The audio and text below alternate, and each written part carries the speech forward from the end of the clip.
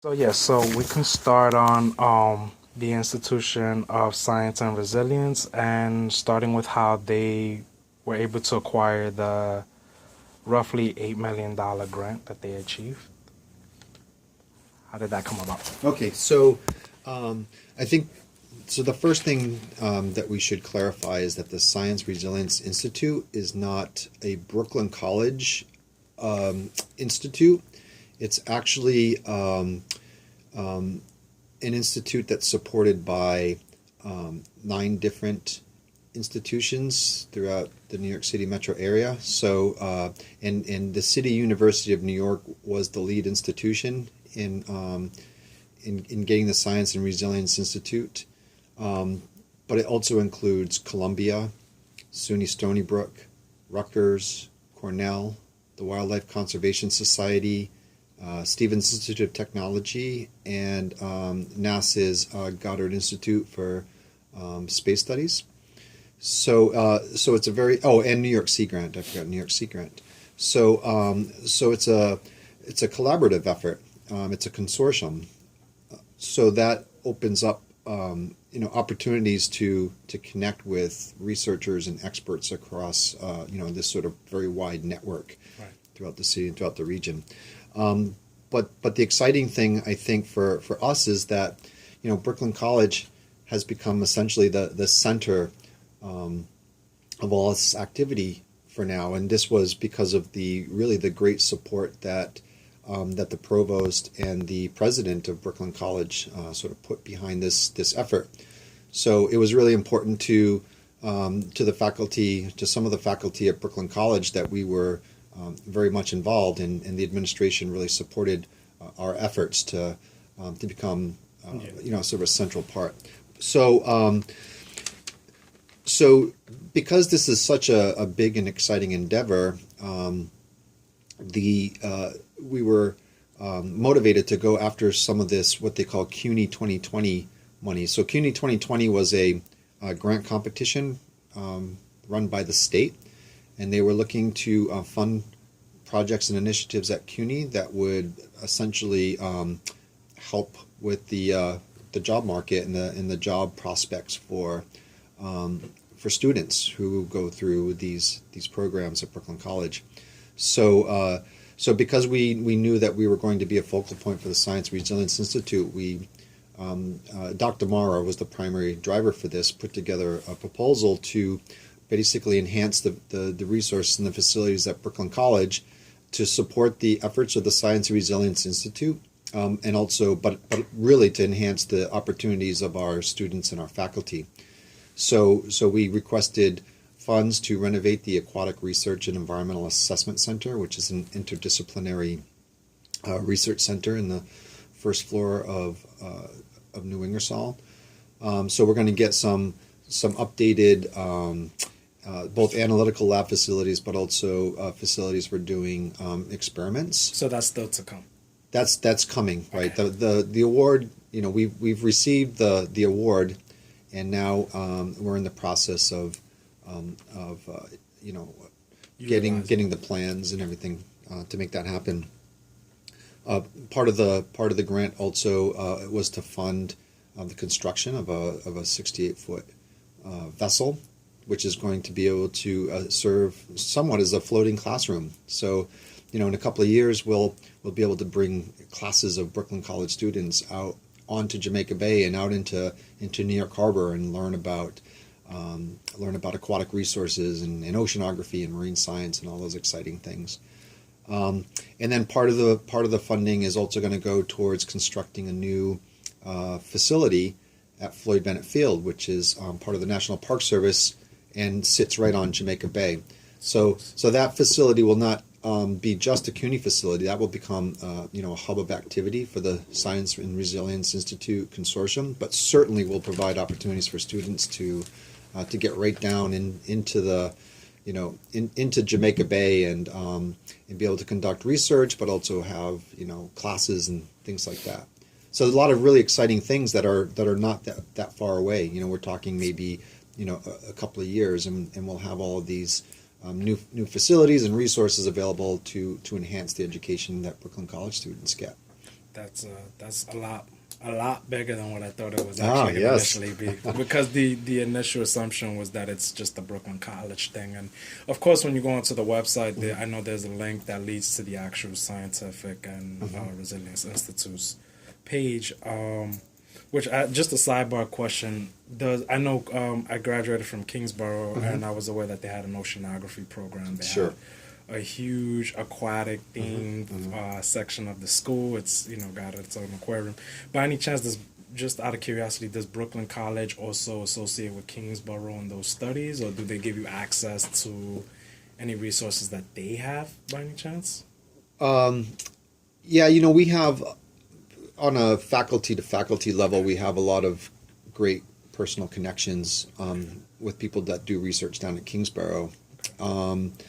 As the Science and really Resilience Institute sort of evolves and becomes more operational, certainly Kingsborough could play a very key role in that because they're the only institution at CUNY that's actually on the water and on Jamaica Bay.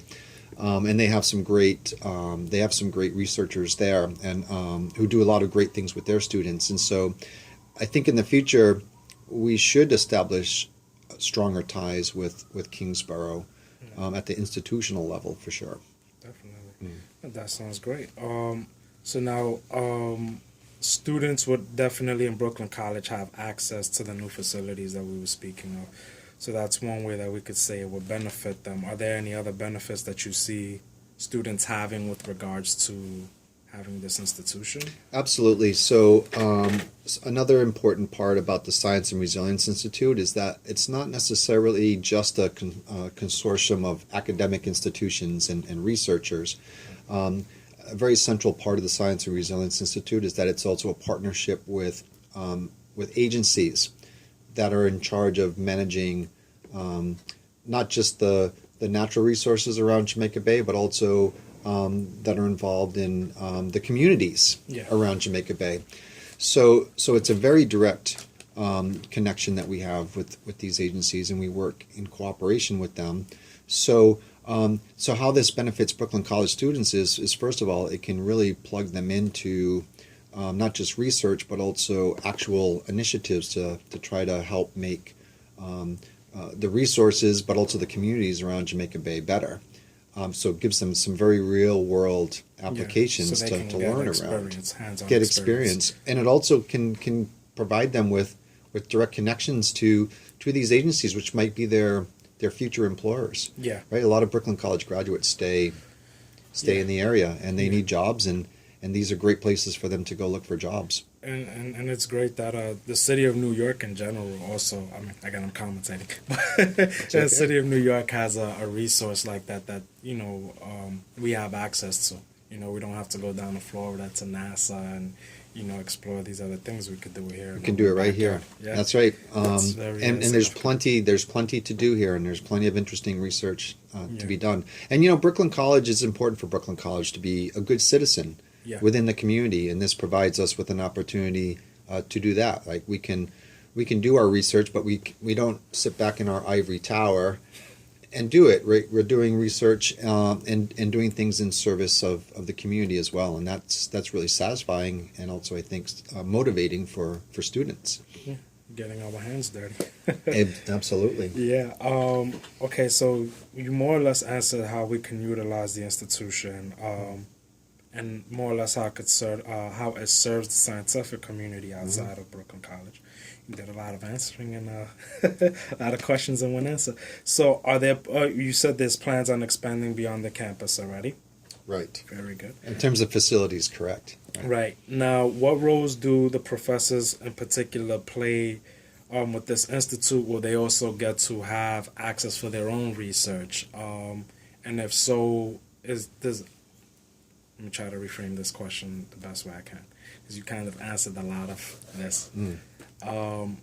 Okay, so the role of professors is basically, are they just going to necessarily lead students with regards to research and exploration, or are they going to conduct their own findings and their own discoveries as well? Right, both. I think, an important thing for professors to do is to engage students in their own personal research programs, right? Right. Anytime I for example, develop a project, I almost always try to plan in direct ways for students to kind of contribute to that, and most faculty do, right? So the Science and Resilience Institute provides us with great opportunities to develop our own research programs around issues that are important to the communities and to the agencies, but it also provides us with opportunities to engage students in research in the local community, right? And that's important because Brooklyn's college students don't necessarily want to go away to some,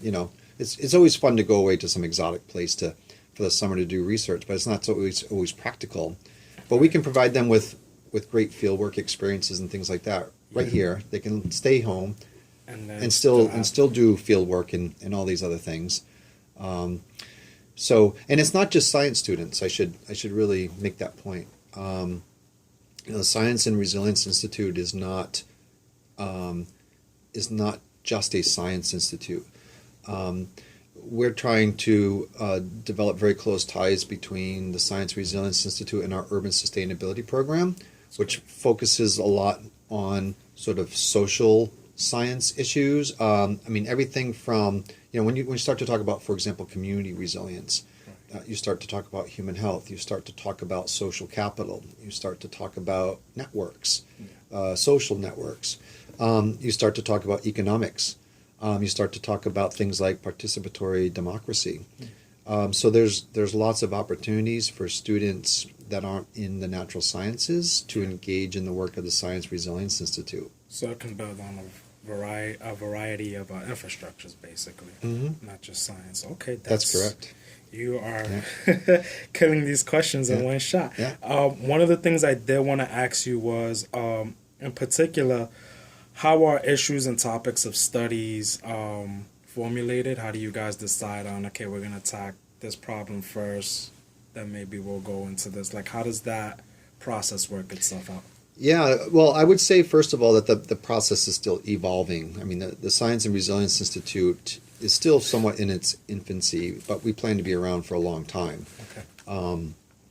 So that process is evolving, but I think one of the exciting things about the Science Resilience Institute is that it's not a bunch of researchers sitting around deciding what's best to be studied, right? Everything is done in collaboration with what we call the stakeholders around Jamaica Bay. So that includes the agencies, but it also includes the public and the communities. Right. So we have mechanisms for finding out what issues and what topics are important to people who live around the Bay as well. Okay. And so the topics of interest are chosen in somewhat of a democratic manner, right? Where we can provide a lot of the expertise to help sort of refine the ideas that people have. But in order for us to be viewed as an institute that's going to help things around here, we can't tell people what we think is important. We need to listen as well. We need to do both, right? We need to be able to explain the science and explain the social issues and the political issues and the economic issues, but we also have to be able to listen to people to find out what they think is important. So the topics are chosen through conversations and discussions and that sort of thing with a wide variety of people. That sounds really great. That's tremendous. Now, last question I want to ask you, keeping in with current events, is there anything new going on specifically with the Science Resilience Institute? What are things that they plan on working on initially, if they haven't had something planned out right here and now?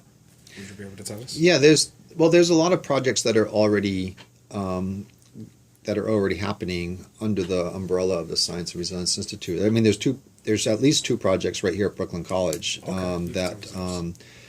I have some work looking at historical changes in water quality in Jamaica Bay in response to different types of management actions, and I have a couple of students that are helping to work on that project, and my colleague Dr. Mara is working with some other members of the consortium, and they've put out real-time monitoring instruments out in the bay, so to better understand sort of like the physical and chemical environment out there and how it Right. changes in response to storms and things like that. But we also have people who are interested in looking at some of the social science issues associated with resilience and community resilience. There's a book that's due to come out probably next spring, that's co-authored by members throughout the SRI consortium, and we have some Brooklyn College faculty that have contributed to that, and in the spring there'll be in the spring or late spring there'll be a symposium, State of the Bay symposium, which will bring people from all across the city and the region to meet here at Brooklyn College to talk about what do we know at this point in time, what's going on, and what sort of issues do we still need to address, and things like that. So there's a lot of activity Right. associated with the Science Resilience Institute. It's pretty good. All right, that sounds great. So that's about wrapping that up. All right.